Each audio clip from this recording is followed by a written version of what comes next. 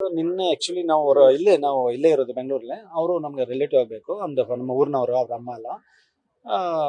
ಅವ್ರೇನು 2 ದಿನದಿಂದ ಕಾಲೇಜಲ್ಲಿ ಹೋಗಿಲ್ಲ, ಹಾಗೆ ಹುಷಾರಿಲ್ಲ ಅಂತ ಹೇಳ್ಕೊಂಡು ಮನೇಲಿದ್ದಂತೆ. ಲಾಸ್ಟಿಗೆ ಈವ್ನಿಂಗ್ ಟೈಮಲ್ಲಿ ಬಾ ಹಾಸ್ಪಿಟ್ಲಿಗೆ ಹೋಗೋಣ ಅಂತ ಕರೆದಿದ್ದಾರೆ. ಅದಕ್ಕೆ ಇವರು ಇಲ್ಲ ಬರಲ್ಲ ಅಂತ ಹೇಳ್ಬಿಟ್ಟು ಹಠ ಮಾಡಿದ್ದಾರೆ. ಅದಕ್ಕೆ ಹೀಗೆ ಹಠ ಮಾಡ್ತಾ ಇರು ಅಂತ ಹೇಳ್ಬಿಟ್ಟು ಇವ್ರು ಬೈದ್ ಬಂದಿದ್ದಾರೆ ಪರ್ಚೇಸಿಂಗ್ ಅಂತೇಳಿ. ಪರ್ಚೇಸಿಂಗ್ ಬಂದು ಒಂದು ಅರ್ಧ ಗಂಟೆಯಲ್ಲಿ ಅಮ್ಮನಿಗೆ ಫೋನ್ ಮಾಡಿದ್ದಾರೆ. ಮಾಡ್ಬಿಟ್ಟು ಅಮ್ಮ ಸಾರಿ, ತಪ್ಪಾಯ್ತು ಅಂತ ಹೇಳಿದ್ದಾರೆ. ಹೇಳ್ಬಿಟ್ಟು ಅಷ್ಟೊತ್ತಿಗೆ ಪುನಃ ತಂದೆ ಫೋನ್ ಮಾಡಿದ್ದಾರೆ. ತಂದೆ ಫೋನ್ ಮಾಡಿಬಿಟ್ಟು ಅಷ್ಟಲಿ ಡ್ಯಾಡಿ ಡ್ಯಾಡಿ ಡ್ಯಾಡಿ ಅಂತ 2-3 ಸಲ ಕರೆದ್ರಂತೆ. ಅಷ್ಟೇ ಏನೋ ಆಗಿದೆ ಅಂತೇಳಿ ಒಳಗಡೆ ಹೋಗಿ ಮನೆಗೆ ಹೋಗೋಷ್ಟರಲ್ಲಿ ಲಾಕ್ ಆಗಿದೆ. ಲಾಕಿಂದ ಸ್ಕ್ರೀನ್ ತೆಗೆದು ನೋಡುವಾಗ ಬಾಡಿ ಅವ್ನು ಬಿದ್ದಿದ್ದಂತೆ. ಮತ್ತೆ ಡೋರ್ ಓಪನ್ ಮಾಡಬೇಕಂತ ಇವರು ಡೋರಿಗೆಲ್ಲ ತೊಳೆದು ಇದು ಮಾಡೋಷ್ಟರಲ್ಲಿ ಅವನೇ ಬಂದು ಓಪನ್ ಮಾಡಿದ್ದಾನೆ. ಡೋರು ಓಪನ್ ಮಾಡಿ ಅಲ್ಲೇ ಬಿದ್ದು ಹೋಗಿದ್ದಾನೆ.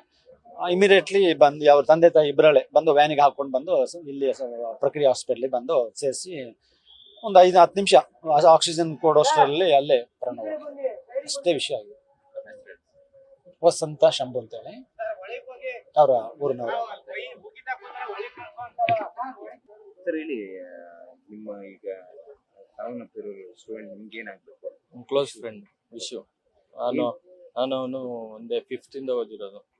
5th ಇಂದ 10th ವರೆಗೂ ಒಂದೇ ಸ್ಕೂಲು. ಆಮೇಲೆ ಕಾಲೇಜ್ಗೆ ಅವನು SRS ಅಲ್ಲಿ ಸೇರ್ಕೊಂಡ. ನಾನು ರಾಮಯ್ಯದಲ್ಲಿ ಡಿಪ್ಲೊಮಾ ಮಾಡಿದೆ. ಚೆನ್ನಾಗೇ ಇದ್ದ. ಈ ತರ ಎಲ್ಲ ಮಾಡ್ಕೊಂತಾನಂತ ಗಟ್ಟಿ ಮನ್ಸ ಅವನು. ಈ ತರ ಎಲ್ಲ ನಮ್ಗೆ ಹೇಳ್ತಾನೆ, ಬಿಡ್ರೋ ನೋಡ್ಕೊಳ್ಳೋಣ, ಈ ತರ ಎಲ್ಲ. ನೀವು ನೋಡಿದಾಗ ಏನಾದ್ರು ಸಮಸ್ಯೆಗಳು, ಪ್ರಾಬ್ಲಮ್ಗಳು ಏನಿಲ್ಲ, ಕಾಲೇಜಲ್ಲಿ ಏನು ಇಲ್ಲ, ಆರಾಮ್. ಏನಾದ್ರು ಹೇಳ್ಕೊಂಡಿದ್ರ ಲಾಸ್ಟ್ ನಿಮಗೆ ಮೀಟ್ ಮಾಡಿದಾಗ?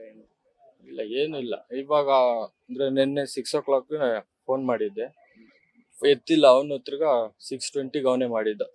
ಏನಂತ ಮಾತಾಡ್ತಾರೆ? ಅಂದ್ರೆ ಏನೋ ಫೋನೇ ಮಾಡಿಲ್ಲ ಅಂತ ನಾನು ಕೇಳಿದೆ. ಇಲ್ಲ, ಹುಷಾರಿಲ್ಲ, ಮಲ್ಕೊಂಡಿದ್ದೀನಿ ಅಂದ. ಸರಿ ಮಲ್ಕೋ, ಆಮೇಲೆ ಮಾಡು ಅಂದೆ. ಆಮೇಲೆ ನೋಡ್ರೆ ಹಿಂಗಾಗಿ. ಹುಷಾರಿಲ್ಲ ಅಂದ್ರೆ ಏನು ಎಕ್ಸಾಕ್ಟ್ ಹೇಳಿ?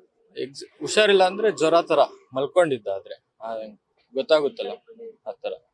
ಒಟ್ನಲ್ಲಿ ನಿಮ್ ಜೊತೆಲಿ ಯಾವ್ದೇ ವಿಚಾರ ಚರ್ಚೆ ಮಾಡಿರ್ಲಿಲ್ಲ, ಸಮಸ್ಯೆ ಆ ತರ ಇಲ್ವೂ ಇಲ್ಲ. ಅವನ್ಗೆ ಜಾಲಿಯಾಗಿ ಇದ್ದ. ನಿಮ್ಮ ಹೆಸರು ಹೇಳಿ. Daniel S. ನ್ಯೂಸ್ ಫಸ್ಟ್, ನಿರ್ಭೀತಿಯಿಂದ ನಿಮ್ಮ ಪರವಾಗಿ.